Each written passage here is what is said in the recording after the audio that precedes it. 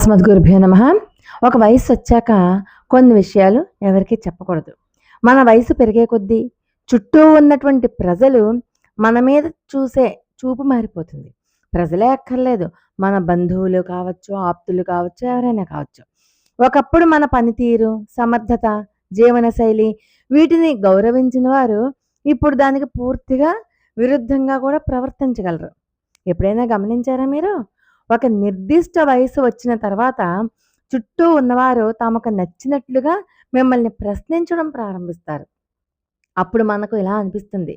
మనకు ఇక మౌనం పాటించే హక్కు లేదు అని. మనం ఖచ్చితంగా మాట్లాడాలి అని. కానీ ఈ ప్రశ్నలు వ్యక్తిగతమైనవి. అవి వినడానికి అమాయకంగా అనిపించినా వాటి వెనుక ఊహలు, అంచనాలు, కుట్రలు చాలానే ఉంటాయి. మీ గౌరవాన్ని ఎలా కాపాడుకోవాలి? మిమ్మల్ని ఎలా రక్షించుకోవాలి? ఇప్పుడు మనం ఈ వీడియోలో చూద్దాం. సరే, ఇప్పుడు మీతో కొన్ని ముఖ్యమైనటువంటి ప్రశ్నలు చెప్తాను. ఇవి ఎవరు అడిగినా, ఎలాంటి ఉద్దేశంతో అడిగినా మీరు ఎవరికీ సమాధానం చెప్పకూడదు. ఎందుకంటే మీరు సమాధానం చెప్పారంటే మీరే నష్టపోతారనమాట. అలాంటి కొన్ని ప్రశ్నలు మనం ఇప్పుడు చూద్దాం. మీ వద్ద ఎంత డబ్బు ఉంది?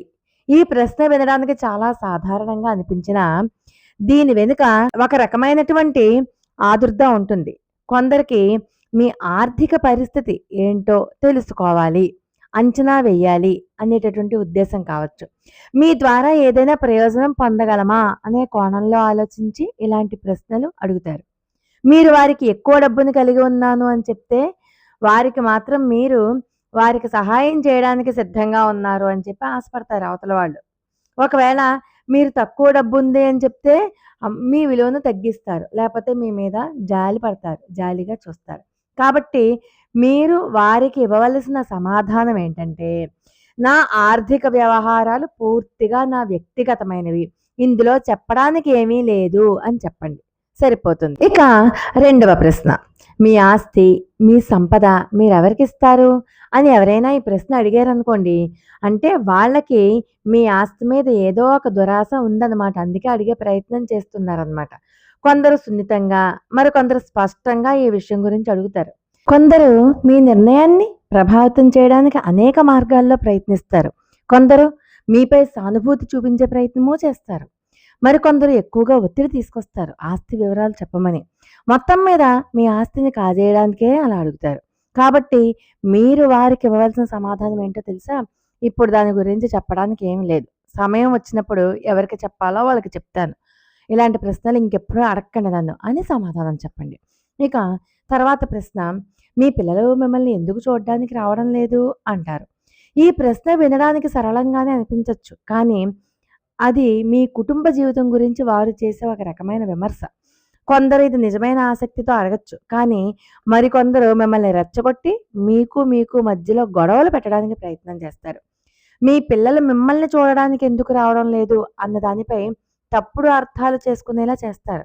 కాబట్టి మీరు వారికి ఇవ్వవలసిన సమాధానం ఏంటంటే, మా కుటుంబ బంధాలు ఎలా ఉన్నాయో, ఎలా నడుస్తున్నాయో బయటి వాళ్ళకు పూర్తిగా అర్థం కాకపోవచ్చు. అందుకే తప్పుగా అర్థం చేసుకుంటారు అని స్మూత్‌గా సమాధానం చెప్పేయండి.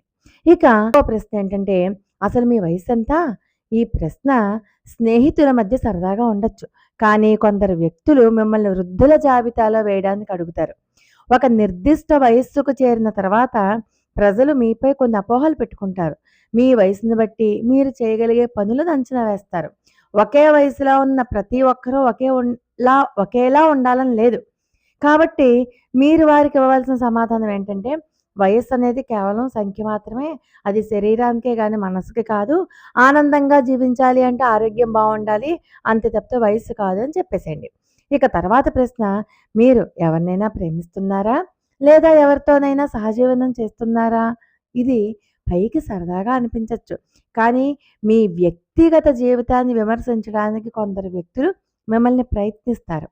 మీరు ఒంటరిగా ఉంటే మిమ్మల్ని ఏకాకి అని హేళన చేస్తారు. ఒకవేళ మీరు ఎవరితోనైనా మాట్లాడినా, సహజీవనం చేసినా, ఈ వయసులో ఈ నీచమైన పనులేంటి అంటారు. కాబట్టి అలాంటప్పుడు మీరు ఇవ్వవలసిన సమాధానం ఏంటంటే, ఇది తెలుసుకొని నువ్వు జీవితంలో ఏం సాధిస్తావు? మరీ అంత ఖాళీగా ఉండకు. అందరి విషయాలు నీకెందుకు? నీ పని నువ్వు చూసుకో అని సమాధానం చెప్పండి. తర్వాత ప్రశ్న. మీరెందుకు ఎవరికీ సహాయం చేయరు? మన జీవితకాలంలో మనం చాలా మందికి సహాయం చేస్తాం కానీ, ఒక వయసు వచ్చిన తర్వాత మన అవసరాలు మారతాయి. ఇదివరకు చేసిన సహాయాలు ఇప్పుడు చేయలేకపోవచ్చు. సహాయం చెయ్యాలని చెప్పి ఉన్నా, ఆర్థిక పరిస్థితుల వల్ల చేయలేకపోవచ్చు. మీరు గతంలో అందరికీ సహాయం చేసి ఉండొచ్చు. కానీ ఇప్పుడు సహాయం చేయకపోతే, గతంలో మీరు చేసిన సహాయాన్ని కూడా మర్చిపోయి రకరకాలుగా మాట్లాడతారు జనాలు. కాబట్టి వాళ్ళకి మీరు ఇవ్వవలసిన సమాధానం ఏంటంటే, నేను చేసిన సహాయాన్ని అందరి వద్దకు వెళ్లి చెప్పవలసిన అవసరం నాకు. సహాయం అనేది నలుగురిలో చూపించుకోవడానికి నేనెప్పుడూ చేయను.